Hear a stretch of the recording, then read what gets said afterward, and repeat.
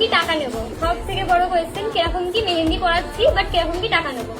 ধরো তুমি এখান থেকে তোমার বাড়ির আশেপাশে কোথাও কাজ হয়েছে, তুমি তোমার বাড়ির আশেপাশে যে টাকাটা নেবে, তুমি নিশ্চয়ই এখান থেকে লেক টাউন বা এখান থেকে তুমি সল্ট লেক বা এখান থেকে তুমি হাওড়া অত অব্দি গেলে তুমি নিশ্চয়ই সেই টাকাটা নেবে না।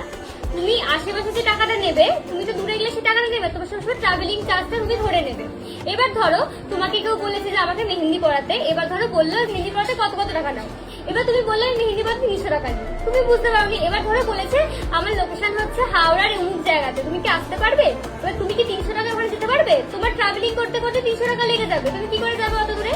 সবসময় যখনই কোনো ক্লায়েন্ট বলবে যে আমাকে এখন মেহেন্দি পড়াবি, বা ফেসবুকে র্যান্ডমলি কেউ বলেছে আমাকে মেহেন্দি পড়াবি, তখন কি করবে? সবসময় লোকেশন জানতে চাইবে যে তোমার লোকেশন কোথায়। ধরো সে বললো আমার লোকেশন অমুক জায়গায়, তুমি আগে তোমার বাড়ি থেকে ডিস্টেন্স দেখে নেবে যে আমার বাড়ি থেকে এখানে যেতে কত টাকা খরচ হচ্ছে, সেই টাকাটা একেবারে অ্যাডজাস্ট করে বলবে। এবার তুমি যদি ক্লায়েন্টকে বলো যে আমি মেহেন্দি পড়াতে 300 টাকা নেই, কিন্তু তোমার লোকেশন তো অনেকটা দূর, তো আমার যেতেই 200 টাকা খরচা হবে, তো আমি 200 টাকা, আমি 500 টাকা আমার লাগবে। তখন ক্লায়েন্টটা কি বলবে যে বাবা 200 টাকা এত দূর থেকে আসবে, আমি বাবা 200 টাকা আমার এক্সট্রা ট্রাভেলিং চার্জ দিতে হবে, আমার দরকার নেই।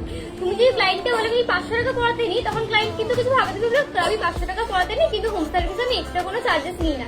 তুমি কিন্তু সেই চার্জেসটা মেহেন্দির মধ্যেই ধরে নিচ্ছ, মেহেন্দির মধ্যে তুমি নিয়ে নিলে, তাহলে ক্লায়েন্টটাও বুঝলো না, ক্লায়েন্টটাও স্যাটিসফাই হলো।